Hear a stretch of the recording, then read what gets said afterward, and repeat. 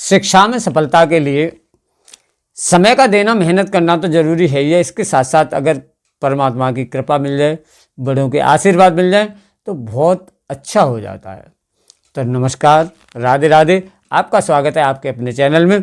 आज हम जानते हैं, आज का जो कार्यक्रम है वो मिथुन राशि अप्रैल 2025 में कैसे रहने वाली है, इसके बारे में जानते हैं। तो देखते हैं सब कुछ किस प्रकार का रहने वाला है। तो आपके यहाँ पर देखा जाए तो जो इस समय पे है वो 2 ग्रहों का गोचर सिर्फ बदल रहा है। यानी आपके मंगल सेकंड हाउस में आएंगे और नीच की स्थिति में होंगे। तो यहाँ पे मित्र के घर में होने से मंगल का अभी मिथुन राशि में ही चलेगा, लेकिन आपके 2 अप्रैल से ही सेकंड हाउस में आ जाएंगे। तो मित्र के घर में वैसे उतनी खैर प्रॉब्लम नहीं देने वाले हैं, लेकिन यहाँ पे देखा जाए तो आपके जो केतु हैं वो आपके 4th हाउस में हैं, और बाकी आपके सूर्य, बुध, शुक्र, शनि, राहु ये सब 10th हाउस में, 10वें स्थान में, और बृहस्पति, देवगुरु बृहस्पति आपके 12 भाव में। इस प्रकार का गोचर है। तो यहाँ पे कर्क राशि में आपके मंगल जाने वाले हैं 2 अप्रैल से नीच की स्थिति में। और यहीं पे अगर सूर्य का देखा जाए तो सूर्य का भी एक गोचर बदलने वाला है, वो मेष राशि में जाने वाले हैं 13 अप्रैल से। सूर्य 13 अप्रैल से आपके मेष राशि में गोचर बदल देंगे, यानी कि आपके एकादश भाव में आ जाएंगे, आमंदनी के घर में। सही है। और बुध आपके मार्गी होने वाले हैं 7 अप्रैल से, साथ साथ शुक्र भी मार्गी होने वाले हैं 13 अप्रैल से। तो शुक्र आपके उच्च की स्थिति में होंगे। तो यहाँ पे बहुत अच्छे आपको संकेत मिल रहे हैं। तो चलिए देखते हैं, सब कुछ देखते हैं। चंद्र राशि पर आधारित, मैं आपको जन्म राशि पर आधारित ये कार्यक्रम आज का बता रहा हूँ। तो विशेष रूप से आप ध्यान से समझिएगा इस समय पे। जैसे आप समझने की जरूरत बैठे हुए हैं कि जैसे आपके मंगल और केतु आपके 4th हाउस में, और बाकी के 5 ग्रह भी आपके केंद्र में ही हैं। तो केंद्र की स्थिति को बहुत अच्छा यहाँ पे बना रहे हैं।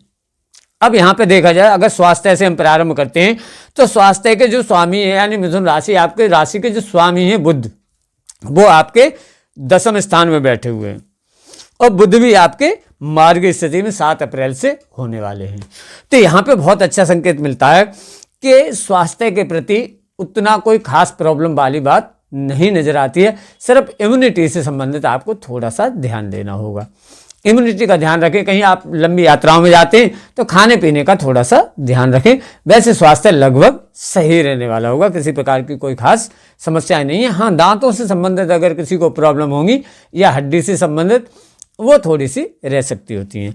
बाकी अगर यहीं पे देखा जाए कि शिक्षा का कैसा रहने वाला है, शिक्षा, संतान या प्रेम संबंध, तो शिक्षा का यहाँ पर अगर देखा जाए तो सूर्य आपके बदल के मेष राशि एकादश भाव में आएंगे। उनकी सीधी सप्तम दृष्टि जाने वाली है आपके शिक्षा के घर में 5वें स्थान पर, और जो शिक्षा के स्वामी है वो उच्च के होकर के केंद्र में बैठे हुए हैं। तो इस समय पे शिक्षा सही रहने वाली होगी, अच्छी रहने वाली होगी। शिक्षा का लगभग सही रहेगा। थोड़ा बहुत आपको ऐसा हो सकता है, थोड़ा गुस्से जैसा स्वभाव हो जाए, चिड़चिड़ापन सा थोड़ा सा आ जाए, ये चीज़ शायद हो सकती है, लेकिन शिक्षा इस समय पर लगभग सही रहने वाली होगी आप बिल्कुल। और शिक्षा में इस समय पर आप ये भी सोच सकते हैं कि कुछ आपको बदलाव करूं, या कुछ आप बदल सकते हैं शिक्षा में, कुछ ऐसी स्थिति आपके साथ बन सकती होती है। यहीं पे अगर संतान का देखा जाए कि संतान प्राप्ति के क्या योग हैं, तो संतान प्राप्ति के योग यहाँ पे अच्छे बनते हैं लगभग आपको। और 7 अप्रैल से जैसे ये चेंज होगा गोचर, तो आपको और अच्छे संकेत यहाँ पर दिखते हैं। संतान पक्ष से थोड़ा बहुत आपको तनाव मिलने की तो संभावना रह सकती होती है।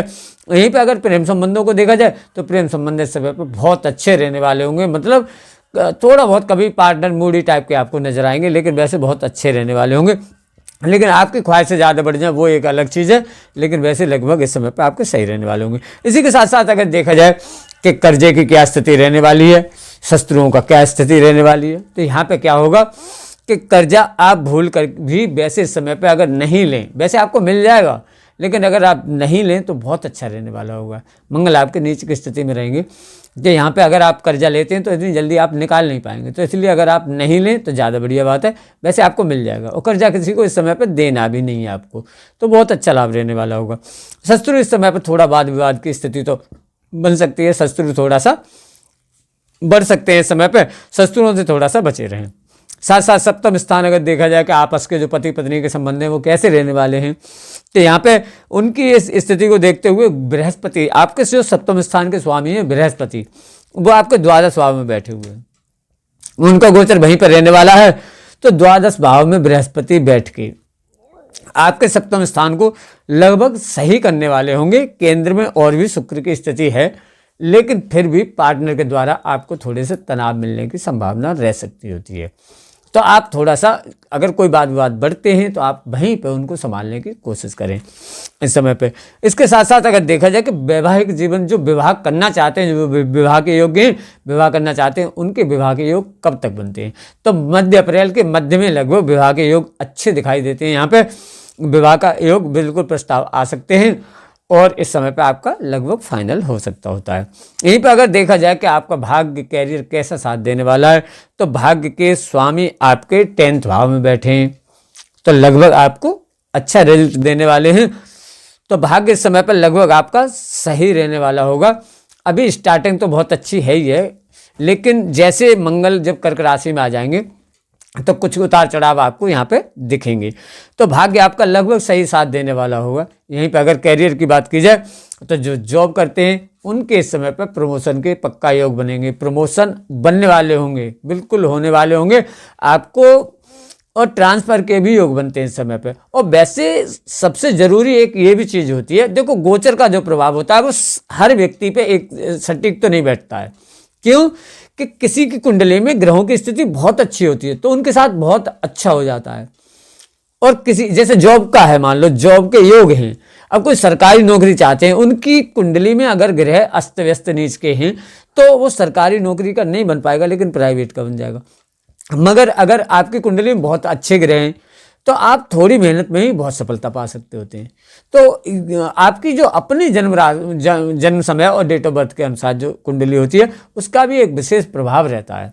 तो यहाँ पे यही है कि यहाँ पे आपको जॉब में प्रमोशन मिलने के बिल्कुल चांस मिलते हैं। हो सकता है कि आप बाहर जॉब करना चाहें तो बिल्कुल इस समय पे आपका योग बनेगा। यहीं पे अगर व्यापार की स्थिति देखी जाए तो व्यापार लगभग सही रहने वाला है। यहाँ पे व्यापार बहुत अच्छा रहने वाला होगा।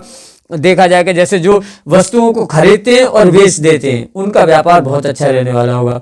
जो डेकोरेशन का काम करते हैं, ब्यूटिशियन हैं या फिल्म लाइन में हैं या मतलब सोशल मीडिया से संबंधित हैं, उनका भी बहुत अच्छा रहने वाला होगा लगभग यहाँ पे देखा जाए तो।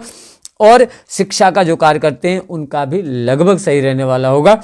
केमिकल से संबंधित है, आप कुछ किसी चीज़ को बनाते हैं, वो व्यापार भी लगभग अच्छे रहने वाले होंगे।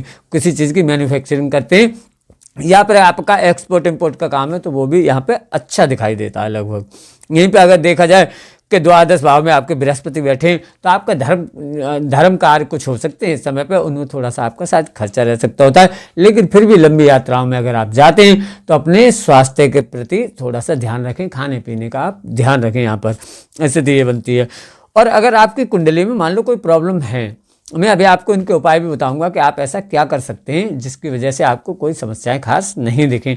लेकिन अगर कुंडली फिर भी आपको ये लगता है कि भाई गोचर तो सही बता रहे हैं, उसके अनुसार भी आपके साथ अच्छा नहीं हो पा रहा है उतना, तो आप एक बार अपनी कुंडली का विश्लेषण करवाइए। हो सकता है कि आपकी कुंडली में ही कुछ ऐसी समस्याएं हों। अगर आप मुझसे विश्लेषण करवाना चाहते हैं तो डिस्क्रिप्शन में मेरा व्हाट्सएप नंबर है, तो यहाँ पर आप व्हाट्सएप मतलब क्या उपाय फॉलो कर सकते हैं जिससे आपको कोई प्रॉब्लम खास महसूस नहीं हो। सबसे पहले तो आप बुद्ध का ही मंत्र कीजिए, बुद्ध के ओम ब्राम ब्रीम रोम साय बुधाय नमः, इस मंत्र का आप जाप कीजिए, आपको विशेष लाभ रहने वाला होगा। और साथ साथ यहाँ पे आप हनुमान चालीसा का पाठ कीजिए और कुत्तों को आप भोजन कराइए और वृद्ध जनों की या असहाय व्यक्तियों की सेवा कीजिए, विशेष लाभ रहने वाला होगा। वीडियो कैसी लगी लाइक शेयर और कमेंट भी कीजिएगा। चैनल पर नए हैं तो सब्सक्राइब भी कर लीजिए। इसी के साथ वीडियो समाप्त करता हूँ। जय माता की, नमस्कार।